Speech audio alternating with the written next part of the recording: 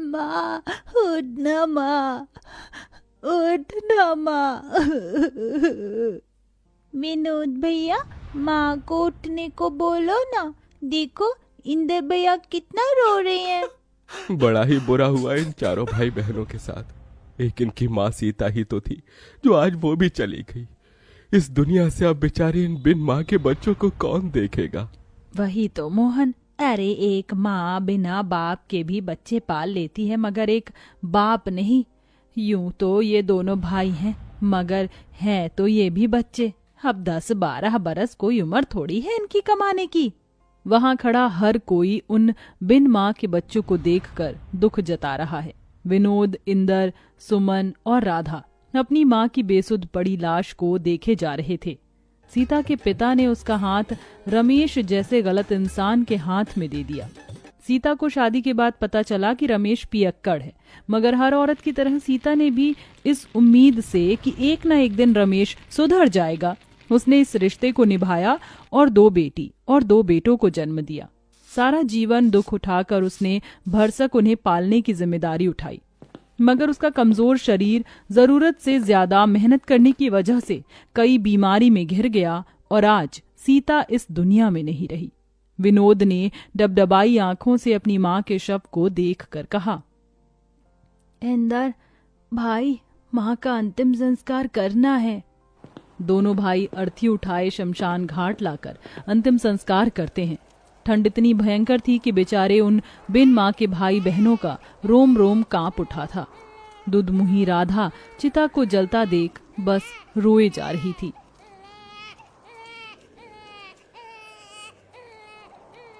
खुद जलते जलते भी वो माँ अपने औलाद के उघार शरीर को गर्माहट से भर जाती है। बेचारे उन चारों भाई बहनों को भूखे प्यासे 2 दिन हो जाते हैं।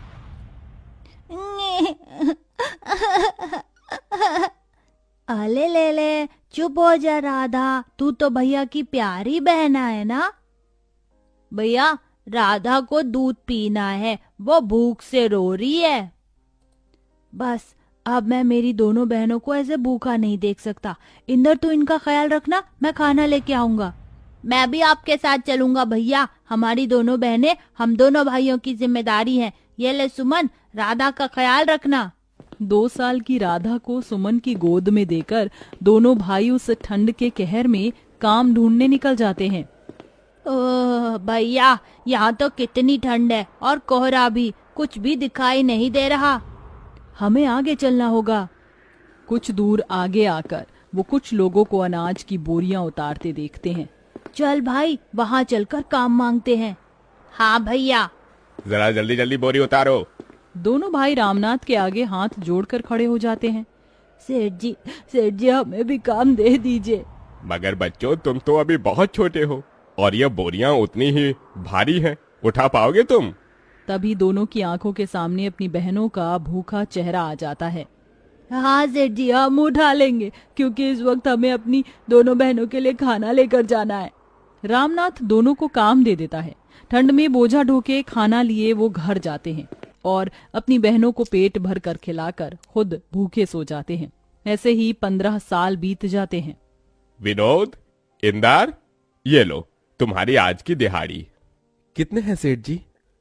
दोनों के मिलाकर पूरे 2000 हैं। बहुत बहुत शुक्रिया सेठ जी। विनोद, कितनी बार कहा है मुझे सेठ जी मत कहा कर, काका कहा कर। कितने छोटे से आए थे तुम यहाँ, 15 साल बीत गए। तुम दोनों भाइयों की वजह से मेरा कल का छोटा सा गोदाम राशन मिल बन गया है। खैर, पिछले 2 दिन से तुम घर नहीं गए। जाओ, तुम्हारी दोनों बहनें चिंता कर रही होंगी। चलो भैया, घर चलते हैं। तभी उन्हें जाता देखकर रामनाथ ने कहा, इन दोनों भाइयों को देखकर लगता ही नहीं है कि ये बिन माँ के बच्चे हैं। खुद पर दुख उठाकर अपनी दोनों बहनों को पढ़ाया लिखाया। ईश्वर ऐसा भाई और ऐसी औलाद हर माँ को दे। राधा, सुमन, कहाँ हो हमारी प्यारी बहनों? विनोद भैया, इंदर भैया, कहाँ थे आप? आप दोनों को देखो तो, मुंह कैसे मुरझाया हुआ सा है। अरे वो सब छोड़ो और ये देखो, हम तुम दोनों के लिए क्या लाए हैं। क्या लाए हैं भैया? अरे ये तुम दोनों के लिए 2 जोड़ी सूट और ये स्वेटर। भैया इसकी क्या जरूरत थी, कितनी ठंड पड़ रही है और आप हर दिन ऐसे ठिठुरते हुए जाते हैं काम पर। हर बार हम दोनों बहनों के बारे में सोचते हैं, अपने तन पर एक जोड़ी स्वेटर भी नहीं खरीदते। आप नहीं जानते भैया, आप दोनों जब कांपते हुए काम पर जाते हैं ना, तो हमें बहुत दुख होता है। कहते कहते सुमन रो देती है। अरे पगली, रोती क्यों है? तुझे पता है तुम दोनों हमारे जिगर का टुकड़ा हो। हम तुम्हारी आंखों में आंसू नहीं देख सकते, इसलिए तुम्हारे गरीब भाई खुद ही दुख उठाते हैं। तभी डबडबाई आंखों से राधा कहती है, भैया फिर कभी खुद को गरीब ना कहना। सच कहती हूँ, ये हमारी तकदीर है जो आप दोनों हमारे वीर हैं। आप दोनों की परछाई में हमने हमेशा माँ को देखा है। आज भी याद है हमें, मुझे और सुमन दीदी को पेट भर खिलाने के लिए आप दोनों कैसे भूखे रह जाते थे, हमें पढ़ाया लिखाया। भैया अब आप दोनों शादी कर लीजिए। नहीं सुमन, जब तक तुम दोनों का घर नहीं बस जाता तब तक हम भाई शादी नहीं करेंगे।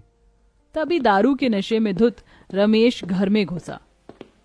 विनोद, चल मुझे पैसे दे, मुझे दारू पीना है। शर्म नहीं आती आपको? आपकी इसी दारू की आदत की वजह से हमारी माँ दुनिया से चली गई और हम बिन माँ के हो गए। चले जाओ यहाँ से। ऐसे ही दिन बीतते गए और दोनों भाई राधा और सुमन के लिए रिश्ते देखने लगे। फिर एक दिन बड़ी सी गाड़ी उन बिन माँ के गरीब भाई बहन के द्वार पर आई। आइए वसुंधरा जी, मुझ गरीब भाई की कुटिया में आपका स्वागत है। इंदर, जाकर राधा और सुमन को ले आ। वसुंधरा दोनों की सादगी देखकर उन्हें पसंद कर लेती है। विनोद, मुझे तुम्हारी बहनें पसंद है, तुम बस शादी की तैयारी करो, मैं जल्दी अपने बेटों की बारात लेकर आऊंगी। माँ जी, मेरी आपसे एक विनती है। आप तो जानती हैं हम दोनों बिन माँ की बेटियां हैं। हमारे भाइयों ने बड़ा दुख उठाकर हमें पाला है। हमारे भाई दहेज नहीं दे पाएंगे। ये सुनकर दोनों भाइयों की आंख से आंसू छलक जाता है। बेटी, मुझे कोई दहेज नहीं चाहिए, चलती हूँ। ऐसे ही दिन बीतते हैं। इधर शादी का दिन पास आया है तो वहीं ठंड कई गुना बढ़ जाती है। भैया, आज आपकी तबीयत बिल्कुल ठीक नहीं लग रही है। हाँ भैया, लगता है आपको ठंड लग गई है। आज आप आराम कीजिए। नहीं इंदर, अभी बहनों की विदाई के लिए पैसे जोड़ने हैं, मैं घर पर नहीं बैठ सकता। ये कहकर उतनी ठंड में भी विनोद काम पर चल देता है। अब वह दिन भर बोरी ढोते और फिर बचे वक्त में जूते साफ करते तो कभी मलबा ढोते। अब शादी की रस्म भी शुरू हो जाती है। राधा सुमन को हल्दी मेहंदी लगाने लगती है। भैया, कल इसी वक्त हमारे आंगन में बहनों की बारात आएगी। ये हम दोनों भाइयों का कितना बड़ा भाग्य है ना भैया, जो अपनी बहनों का कन्यादान हम करेंगे। हाँ इंदर। मगर दोनों को कहाँ पता था कि एक और दुख उन पर आन पड़ने को है। शादी के रखे पैसे को रमेश चुरा कर ले जाकर दारू पी जाता है और खूब सट्टा खेलता है, जिसके बाद दोनों चिंता में आ जाते हैं। भैया, पैसे तो है ही नहीं। हे भगवान, कितनी मुश्किल से कर्ज उठाया था शादी के लिए, अब ऐन मौके पर कौन देगा ऐसे पैसे। अरे यार, आज राधा और सुमन की बारात है, हमारी बहनों की इज्जत चली जाएगी, कैसे करेंगे हम उनकी विदाई। माँ, तेरे दोनों बेटे हार गए माँ। दरवाजे पर खड़ा रामनाथ ये सुन लेता है और फौरन पैसे मंगवा कर उन्हें दे देता है। विनोद, इंदर, ये लो और इसे अपनी बहनों का कन्यादान करो। बहुत बहुत शुक्रिया काका, आज आपने हमारी बहनों की विदाई रुकने से बचा लिया। जिसके बाद दोनों उनका कन्यादान करते हैं और शादी बड़े धूमधाम से वसुंधरा के बेटों से होती है, जिसे कि पूरा गांव देखता है। और विदा होते हुए सुमन दिल से रोते हुए कहती है, भैया, आपने हम दोनों के लिए माँ और पिता दोनों का फर्ज निभाया। जाते जाते इस बहन को एक खुशी और दे दो। बोल मेरी बहन। भैया, अब बस अपना घर बसा लो, हम दोनों आपका घर बसते देखना चाहती हैं। थोड़े ही दिनों बाद दोनों भाई भी शादी कर लेते हैं और चारों बहन भाई अपने अपने जीवन में खुशी को पाते हैं। कहते हैं इस दुनिया में माँ की जगह कोई नहीं ले सकता, मगर इंदर और विनोद जैसे भाई जिस भी गरीब बहन के भाग्य में हो तो माँ और पिता दोनों का रूप मिल जाता है।